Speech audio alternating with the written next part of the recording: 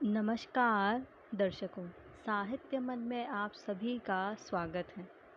आज मैं आपके समक्ष एक बार फिर उपस्थित हूँ आवारा मसीहा जीवनी लेकर, जो कि लिखी है विष्णु प्रभाकर जी ने।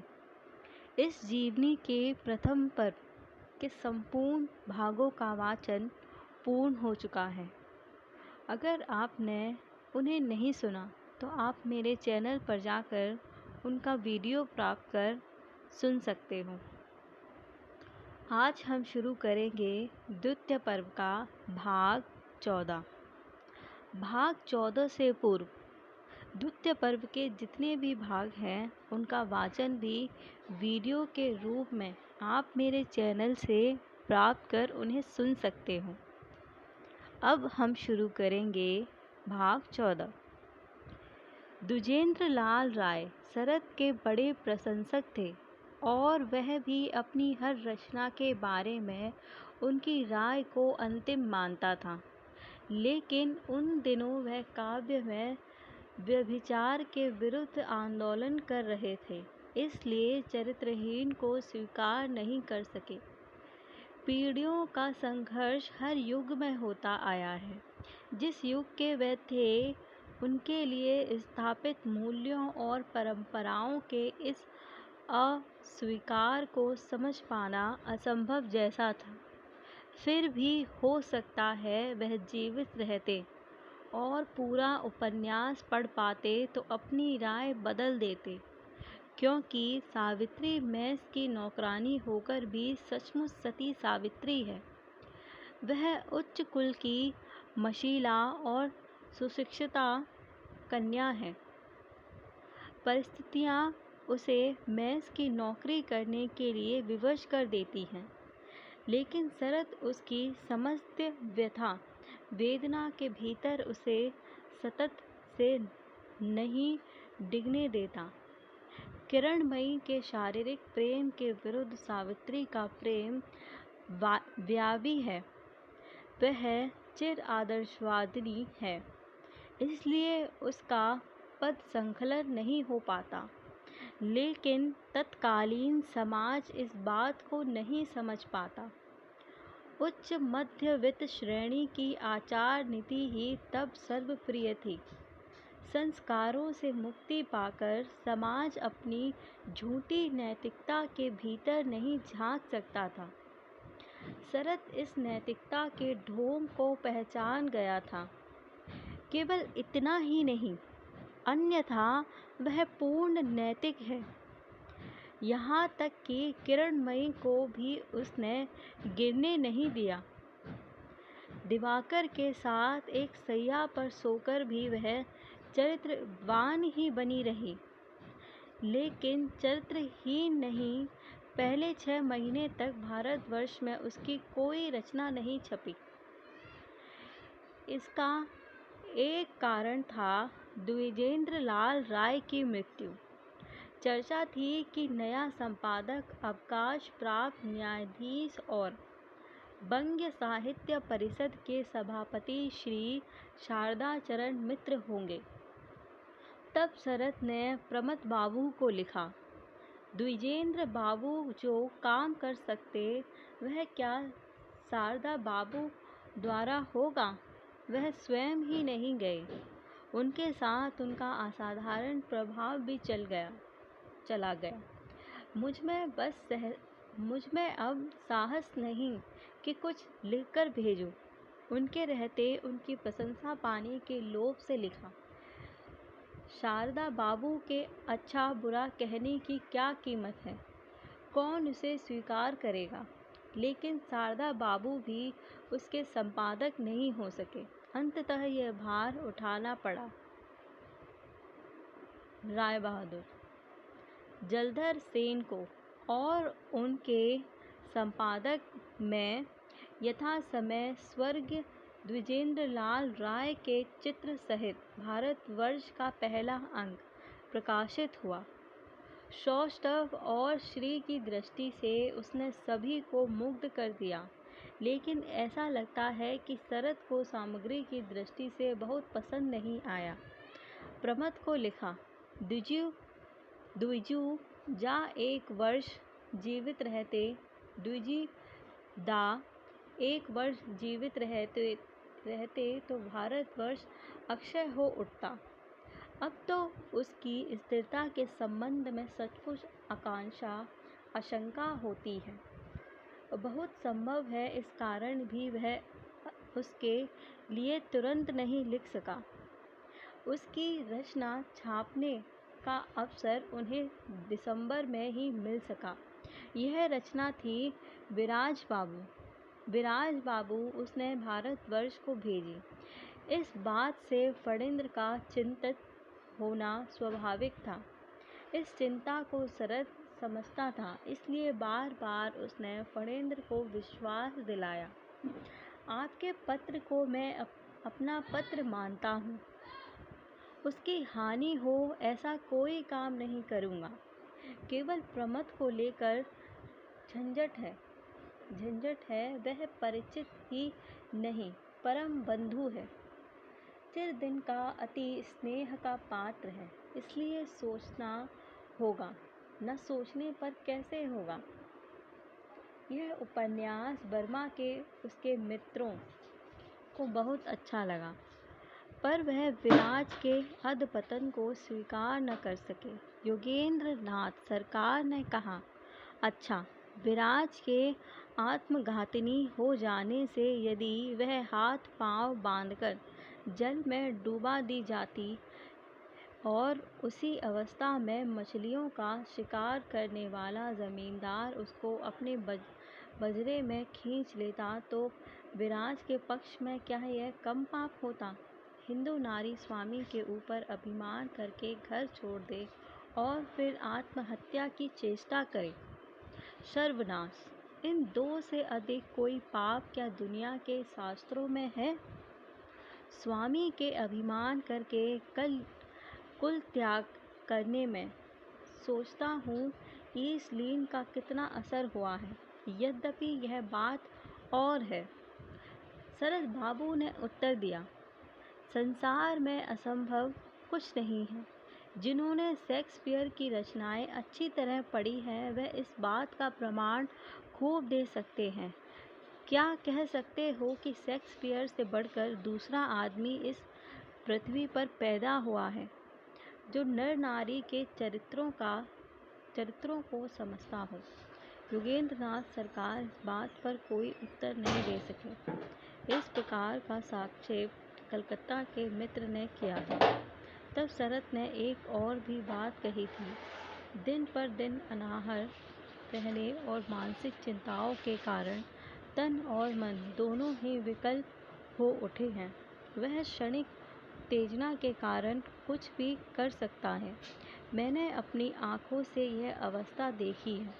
अपने अनुभव के आधार पर वह मानता था कि चिरकाल की गृहस्थी रमणी एक बार पतिता हो जाने पर थोड़े ही दिनों में लाज शर्म छोड़कर नए जीवन की जिस प्रकार अभ्यस्त हो जाती है वैसे पुरुष नहीं हो सकता।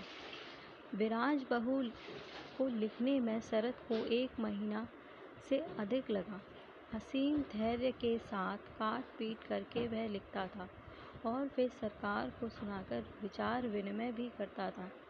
अपने लिखने की प्रक्रिया के संबंध में उसने सरकार से कहा था, देखो, जब तक मेरा एक्सप्रेशन सहज तथा निर्झर के समान नहीं हो जाता तब तक किसी भी तरह मेरी तृप्ति नहीं होती। रात का लिखा दिन के समय गलत जान पड़ता है। यह गलती व्याकरण की गलती नहीं है, यह है भावों के अनुसार चलने वाली भाषा का अभाव। गांठ गोड की कथा वार्ता में बोलचाल की बंगला चलती है। उसी बंगला को यदि कोई काव्य तीर्थ या विद्यासागर संस्कृतमयी कर दे तो उससे जो अवस्था हो जाएगी ठीक वैसी ही गलती है। यह बात यह है कि जो जैसा हो वैसा ही होना चाहिए। विराज बहू की पहली किस्त लिखकर जब वह भेजने लगा तो उसने योगेंद्र नाथ से पूछा, बताओ इसका क्या नाम रखा जाए। सरकार ने कहा, विराज मोहिनी ठीक रहेगा। ना रे, उससे तो अच्छा मुझे विराज बहू नाम पसंद है। मोहिनी चरित्र इतना महत्वपूर्ण नहीं है, वह नाम उसके साथ जोड़ना ठीक नहीं होगा। शरत ने उत्तर दिया। अर्थात पहली बार योगेंद्र चटर्जी की कनिष्ठा बहू, दूसरी बार विश्वनाथ शास्त्री की मंझली बहू, तीसरी बार शरद बाबू की विराज बहू। यही तो ऐसा है तो हो तुम में यही तो एक ऐसा रोग है।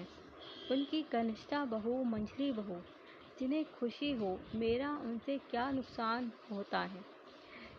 यह कहते हुए नीली पेंसिल से पांडुलिपि के पहले पन्ने पर बड़े बड़े अक्षरों में विराज बहू लिख दिया।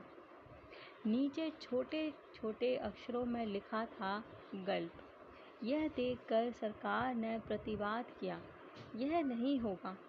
क्या प्रमथ की चिट्ठी की बात याद नहीं है? लिखो उपन्यास।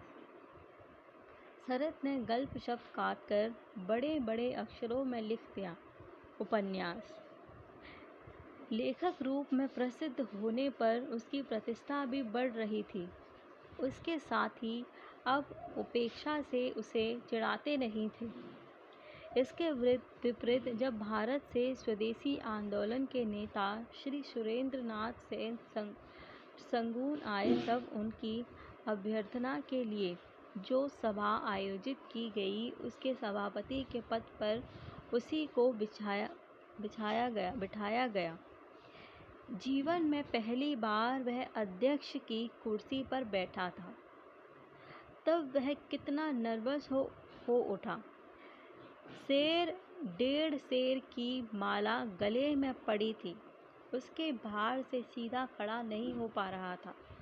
देखकर दया आती थी। भाषण लिखा हुआ था, सुंदर भी था, पर क्या वह उसे ठीक ठीक पढ़ पाया?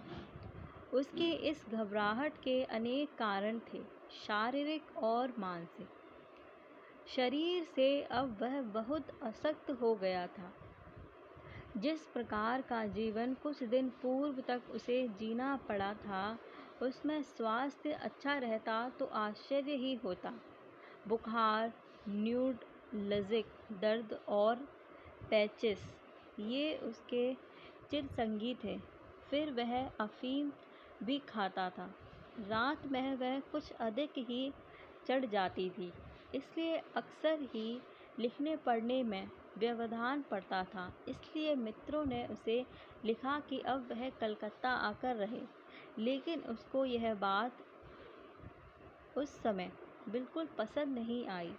फणींद्र नाथ को उसने उत्तर दिया, नौकरी छोड़कर और यह व्यवस्था शरीर लेकर खाना बदोश बनना मुझे अच्छा नहीं लगता, और किसी के पास आकर रहना तो एकदम असंभव है।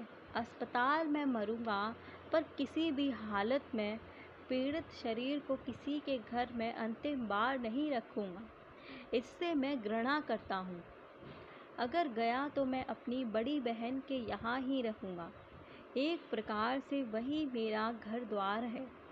उसकी आदत भी बहुत अच्छी है, आने के लिए बारंबार तकाजा भी कर रही है, लेकिन अस्वस्थ शरीर लेकर मैं कहीं जाना नहीं चाहता। मुझे बारंबार इस बात का डर रहता है कि कहीं अचानक मरकर परेशान ना करूं। लेकिन प्रमथनाथ को यह लिख चुका था, एक बार मिलना हो जाए, यही अंतिम इच्छा है। जाने पर तुम्हारे वहीं ठहरूंगा। मर जाऊंगा तो सद्गति होगी। ब्राह्मण के कंधे पर चढ़कर परम मित्र का मुंह देखकर अंतिम सेवा लेकर निमतल्ला जाना होगा। उसके पन्नों में अनेक ऐसी विसंगतियां ढूंढी जा सकती हैं, लेकिन सच यही है कि वह दिन प्रतिदिन रंगून छोड़ने के लिए आतुर हो रहा था। उसका एक कारण था दफ्तर की नौकरी और साहित्य सृजन में संघर्ष। एक पत्र में अपने बड़े साहस न्यू मार्श की घोर निंदा करते हुए उसने लिखा, हमारे ऑफिस में यह नियम है कि यदि किसी दिन कहीं से कोई रिमाइंडर आ जाता है तो 6 महीने के लिए 10 रुपये के हिसाब से जुर्माना हो जाता है। यह ऐसी आराम की नौकरी है। 3-4 दिन पहले की एक घटना है। हठात मेरा एक रिमाइंडर आ गया। इतने काम मैं छोटे मोटे काम की ओर मैं ध्यान नहीं दे सकता। यह हमारे सब ऑडिटर भौमिक बाबू और पेरिया स्वामी की गलती थी, लेकिन मैंने सारा दोष अपने ऊपर ले लिया। जवाब दिया कि नज़र से चूक हो गई और इसी बीच में अपना त्यागपत्र लिखकर रख लिया। अच्छी तरह जानता था कि 10 रुपये गए। यह अपमान सहन करके जो नौकरी करना चाहता है करे। मैं तो किसी तरह से नहीं सहन कर सकता, लेकिन नहीं जानता क्यों न्यू मार्च ने दया करके कोई बात नहीं कही। नहीं जानता यह दुर्भाग्य है या सौभाग्य। मैं त्यागपत्र नहीं दे सका, लेकिन शरीर भी चल नहीं रहा। लिखना पढ़ना प्राय असंभव हो गया है। इतने दिन नौकरी की है भैया, लेकिन ऐसी भयानक दुर्दशा में कभी नहीं पड़ा।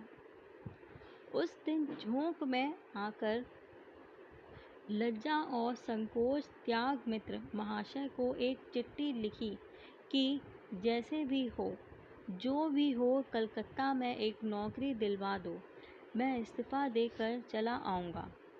अभी उनके जवाब आने का समय नहीं हुआ, पर यह भी समझ में आ रहा है कि यदि शीघ्र ही यह साहस नहीं जाता और जाने की कोई आशा भी नहीं दिखाई देती, तो ऐसा होने पर अंत में मुझे नौकरी छोड़नी ही होगी। साला दूसरे दफ्तर में अर्जी तक फॉरवर्ड नहीं करता। बहुत से पाजी देखे हैं, लेकिन इस प्रकार का तो सुना ही नहीं। नौकरी छोड़ देने की बात मन में उठना तो स्वाभाविक नहीं था, लेकिन कार्यालय के कार्य की अवहेलना ही हो सकती थी। कोई भी अधिकारी इस प्रकार की अवहेलना नहीं सह सकता। न्यू मार्च इतना बुरा नहीं था जितना शरत ने उसे बताया है। वास्तव में अब तक जिस प्रच्छन्नता, तुच्छता और अवहेलना का जीवन उसे बिताना पड़ा था, उससे मुक्ति का आनंद ही उसे कलकत्ता की ओर खींच रहा था। उसे इस बात की ज़रा भी चिंता नहीं थी कि नौकरी सरकारी है या प्राइवेट। किसी साहित्यिक पत्र में काम मिल जाता है तो उससे अच्छा और कुछ नहीं हो सकता। उसने लिखा, इतने बड़े बड़े पत्र प्रकाशित हो रहे हैं, मुझको कोई सब एडिटर नहीं लगा सकता। मैं उनके लिए बहुत कुछ काम कर सकता हूँ। एक बड़ी कहानी, एक धारावाहिक उपन्यास, एक प्रबंध, एक समालोचना, ये सब मैं दे सकता हूँ। इसके अतिरिक्त चित्र जांच सकता हूँ, गाने की स्वर लिपि के दोष बता सकता हूँ, वैज्ञानिक और साहित्यिक आलोचना भी मैं कर लूँगा। 10 से 5 बजे तक खूब मेहनत कर सकता हूँ। बर्मा अब मुझे नहीं सुहाता। स्वदेश लौटने को जी करता है।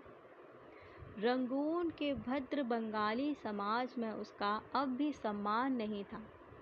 उसके कार्य सभ्य और प्रतिष्ठित जनों के दृष्टिकोण थे निंदनीय और असभ्यता सूचक माने जाते थे, इसलिए वे उसे आवारा और चरित्रहीन समझते थे। उस दिन एक युवक कलकत्ता से आकर उसके पड़ोस में ठहरा। वह जीने के ऊपर चुपचाप खड़े खड़े रास्ते की ओर देखता रहता। शरत आते जाते उसे देखता। एक दिन उससे नहीं रहा गया।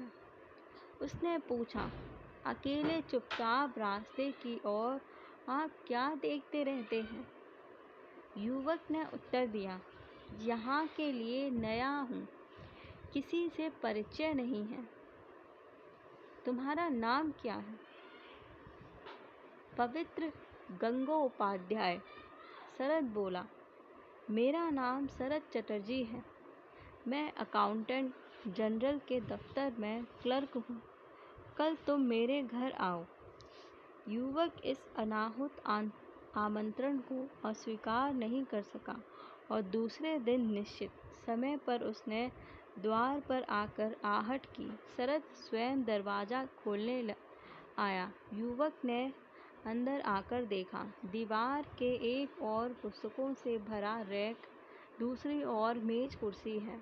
मेज के ऊपर लकड़ी का एक चौकोर कलमदान है जिसमें 5-6 फाउंटेन पेन करीने से रखे हैं। फुल स्केप साइज की चमड़े की जिल्द वाली एक कॉपी भी है। पैड के ऊपर गोलाकार रूप में शरद लिखा हुआ मोनोग्राम है। पैड के कागज पर खूब छोटे छोटे सुंदर मोती जैसे बंगला अक्षरों में लिखा हुआ है। उन अक्षरों में ऐसा कुछ आकर्षण था कि पढ़ने को मन कर आया। लेकिन उसी समय शरद मुड़ा, बोला, अरे यह तो पागलपन है। देखिए नहीं, उधर चलिए, ज़रा अड्डा जमे। और भी कई मित्र आए हैं। पास के घर में पहुंचकर पाया कि शतरंज जी के ऊपर 3-4 व्यक्ति बैठे हैं। उनमें एक बर्मी भी है। शरद ने उससे कहा, आप यहाँ बैठिए, मैं अभी आता हूँ। वह बैठ गया। शरद कई क्षण बाद लौटा तो उसके हाथ में एक किताब थी।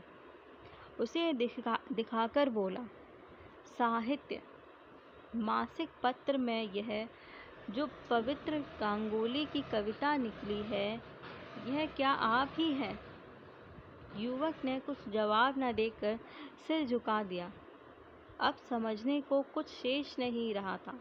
शरद बोला, अब तो हमारे घर में एक कवि भी आ गया है। सहसा इसी समय उस युवक के आतिथ्य का नौकर वहां आया और बोला, आपको बाबू अभी बुलाते हैं। हतप्रभ वह वहां से चला गया। उसकी कुछ समय नहीं आया। पहुंचने पर मित्र ने अत्यंत तिरस्कार के स्वर में उससे कहा, तो यह है तुम्हारा काम, उस अड्डे में जा शामिल हुए। मेरी बात मानकर यदि वहाँ नहीं जाओगे तो अच्छा होगा। एक तो विदेश और उसमें भी रंगून, यह अच्छी जगह नहीं है। भारतवर्ष में उसके बाल्य बंधु प्रमथनाथ भट्टाचार्य थे, वहाँ जा सकता था, परंतु चरित्रहीन के कारण अभी उसका मन उधर उतना नहीं था। यमुना ही उसके मस्तिष्क पर छाई हुई थी। कभी कभी तो कविता को छोड़कर और सब कुछ लिखकर वह यमुना के पन्ने भर देता था। बीच बीच में प्रमथ को पत्र लिखकर अपनी व्यथा भी प्रकट करता था, लेकिन उस व्यथा में भी यमुना का प्रेम प्रमुख था। तुमसे मेरा निवेदन है कि तुम मेरी यमुना को प्यार करो। भारतवर्ष जिस प्रकार तुम्हारा है, यमुना उसी प्रकार मेरी है। जिससे उसकी हानि ना हो, उन्नति हो, उस पर ऐसी नज़र रखो। तुम फणी के ऊपर क्रोध मत करना। भला आदमी है, वह कैसे जान सकता है कि तुम और मैं क्या हैं और 20 वर्ष से कैसे एक घनिष्ठ सूत्र में बंधे हैं। दुनिया सोचती है कि हम मित्र हैं, लेकिन मित्रता किसके बीच में है, किस प्रकार की है, यह वह बेचारा कैसे जान सकता है। तुम्हारी मेरी बातें तुम्हें मुझे छोड़कर और कोई नहीं जानता प्रमथ। मैं अकेले तो यमुना को चला नहीं सकता, इसलिए जितने शिष्य लोग थे सबको इसमें लगा दिया है। निरुपमा, विभूति, सुरेन, गिरीन और भागलपुर के जो 2 एक साहित्यकार थे, सब ने लिखना शुरू कर दिया है। देखना चाहिए कि यमुना के भाग्य में क्या होता है। वे तो कहते हैं कि तुम गुरुदेव हो, तुम जो कहोगे वह हमें करना ही है। यही एक आशा है। यमुना के लिए उसकी चिंता का कोई पार नहीं था। पुराने शिष्य और मित्रों को ही नहीं, नए मित्रों को भी वह बार बार यमुना के लिए लिखने और कुछ भी करने के लिए कह रहा था। इस संदर्भ में उन दिनों जैसी कहानियाँ छप रही थी, उनकी उसने आलोचना की। सुरेंद्र मोहन को लिखा, आजकल मासिक पत्रों में जो ये छोटी कहानियाँ छपती हैं, उनमें से 15 आना के संबंध में तो कोई समालोचना ही नहीं हो सकती। कार्तिक के महीने में इतनी कहानियाँ छपी हैं, उनमें एक भी सुंदर नहीं है। अधिकांश तो पढ़ने योग्य भी नहीं है। किसी में भी ना तो वस्तु है ना भाव है, केवल सारहीन आडंबर है। घटना की सृष्टि और जबरदस्ती से करुणा पैदा करने की चेष्टा है। बूढ़ी वेश्या को सजाकर युवती कहकर दुनिया को भुलाने की चेष्टा करते हैं। यह देखकर मन में वितृष्णा, लज्जा और करुणा पैदा होती है। उन सब लेखकों को छोटी गल्प लिखने की चेष्टा करते देखने पर सचमुच ही मेरे मन में इस प्रकार का एक भाव पैदा होता है कि वह चाहे और जो कुछ हो, स्वस्थ बिल्कुल नहीं है। आजकल छोटी कहानियों की क्या दुर्दशा हो रही है। साहित्य इस दुर्दशा से मुक्त हो और यमुना सभी दृष्टियों से संपन्न हो, यही तब उसकी एकमात्र आंतरिक कामना थी। यहाँ ये भाग पूर्ण होता है। मेरा वीडियो देखने के लिए आपका धन्यवाद। मैं आपसे फिर मिलूँगी एक नए वीडियो में एक नए भाग के साथ। तब तक के लिए आप सभी को नमस्कार।